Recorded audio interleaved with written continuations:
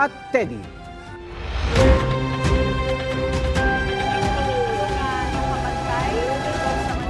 Yung wala na naman ho dito. Unang balita. Kabilang na ang bayan ng Solsona sa Ilocos Norte sa mahigit 100 lugar sa bansa na isinailalim sa state of calamity dahil sa epekto ng El Nino. Live mula sa Ilocos Norte, may unang balita si Gab De Luna ng GMA Regional TV 1 North Central Luzon. Gab. Igan, problemado ngayon ang mga taga Solsona, Ilocos Norte sa supply ng tubig sa gitna ng mainit na panahon.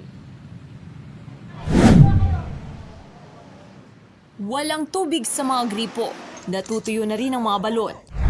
Kabilang yan sa mga nararanasang problema sa supply ng tubig sa bayan ng Solsona sa Ilocos Norte dahil sa El Nino. Kaya isinailalim na ito sa state of calamity. Nasa 15 mula sa 22 barangay o mahigit 60% ng bayan ang pinaka-apektado ng dry spell. Para matulungan ng mga residente, araw-araw ang schedule ng Bureau of Fire Protection sa pagrarasyon ng tubig. Dahil parte po ito ng trabaho natin bilang isang bombero, lalo na po ngayong El Nino. Pumupunta po kami sa mga iba't ibang barangay para po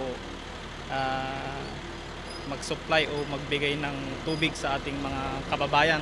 Pila-pila ang mga residente ng Barangay Mariquet. Bit-bit ang kanilang mga balde at drums sa gitna ng mainit na panahon. Malaking tulong daw ang tubig na galing sa rasyon upang may magamit sa pang-araw-araw na pangangailangan ng tubig. Malaki talagang tulong, ma'am, kasi talagang kung wala rin silang supply na ganito at walang tubig sa may regasyon at saka sa ibang mga wala na rin. Napakahirap po ng sitwasyon dito sa Solsona kasi kahit kami po ma'am, apektado rin po.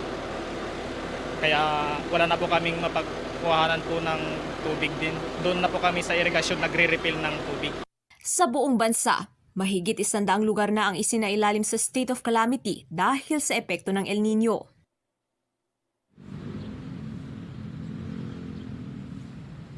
Samantala, Igan, makakaasa naman daw ang mga residente sa bayan ng Solsona sa agarang intervention tulad ng pamamahagi ng water pump at pagpapagawa ng mga deep well sa mga apektadong barangay. Igan? Maraming salamat. Gab De Luna ng GMA Regional TV 1 North Central Luzon.